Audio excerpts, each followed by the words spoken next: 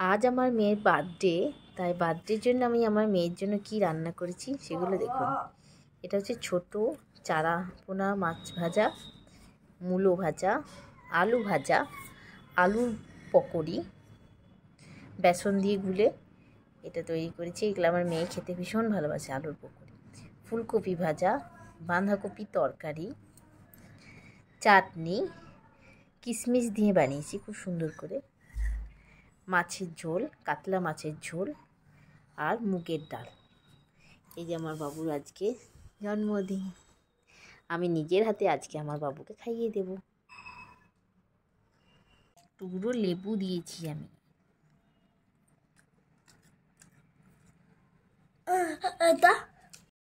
আমি আমার বাবুকে আজকে নিজের হাতে খাইয়ে দেব। আজ আমি আপনাদেরকে দেখাচ্ছি পায়েস রান্না করা। তো প্রথমে আমি গ্যাসে দুধ বসিয়ে দিয়েছি। আমি 1 প্যাকেটের মতো দুধ ইউজ করেছি। তো দুধটা গরম হোক। 1 প্যাকেট দুধের জন্য আমি এই বাটিতে এতটা চাল দেব, আপনারা দেখে নেন। তো এই চালটা আমি ধোবো, এখন ধুয়ে দেব। আমি চালটা দিয়ে দিচ্ছি। আমার দুধটা গরম হয়ে গেছে।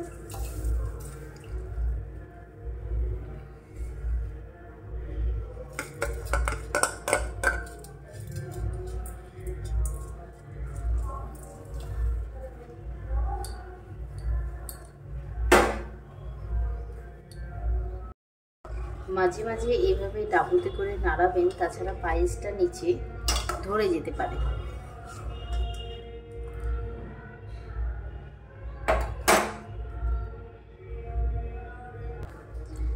পায়েস করার সময় তোমাকে দাঁড়িয়ে থাকতে হবে, তা না হলে দুধটা প্রথমত উতলে যাবে, সেকেন্ড হচ্ছে তোমার পায়েস ধরে যেতে পারে। তো সেই জন্য পায়েস করার সময় দাঁড়িয়ে থাকতে হবে আর কন্টিনিউ আঁচ কমিয়ে বাড়িয়ে করতে হবে। আর এই যে নাড়াতে হবে চাল সেদ্ধ না হওয়া পর্যন্ত।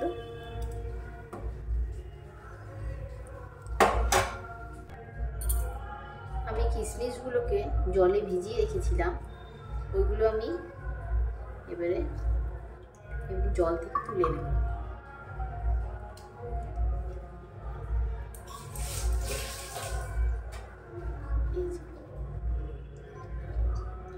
জলে ভিজিয়ে রেখেছিলাম 2 মিনিটের মতো।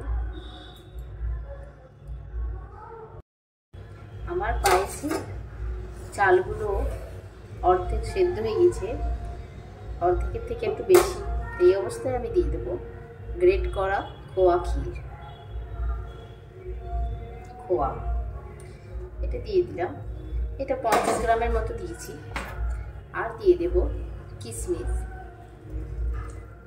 এটাও 50 গ্রামের মতো দিয়েছি। আর দিলাম কাজু, এটাও 50 গ্রামের মতো।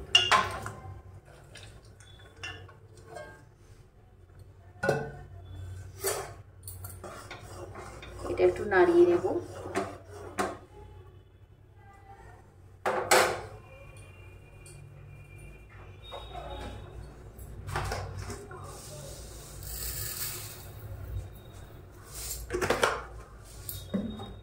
আর আমি এই বাটি এতটা দিয়েছিলাম চাল, আর আমি চিনি একটু কম দেব, তার কারণ আমি মিষ্টি কম খাই।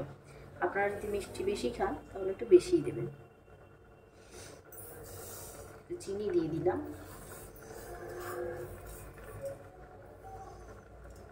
এখন এটাকে নাড়তে হবে।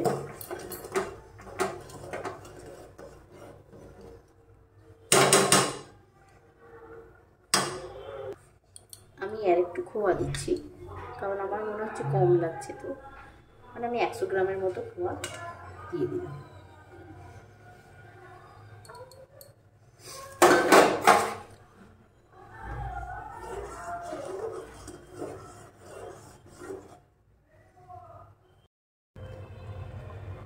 আমার পায়েস করা রেডি হয়ে গেছে, আপনারা দেখছেন এটা আমার পায়েস রেডি হয়ে গেছে। এবার আমি গ্যাসটা অফ করে দেব। আপনারা দেখছেন আমার পায়েস রেডি। আপনাদের মনে হচ্ছে একটু জল জল লাগছে, কিন্তু এটা যখন ঠান্ডা হয়ে যাবে তখন এটা বসে যাবে। তো আমি সার্ভ করছি।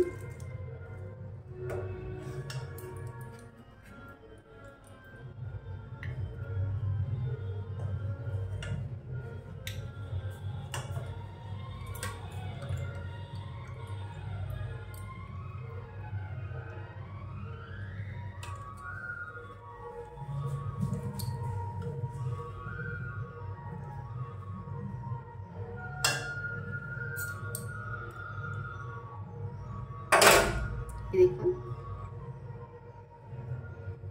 পায়েস রান্না কেমন লাগলো আপনারা অবশ্যই কমেন্ট করে জানাবেন।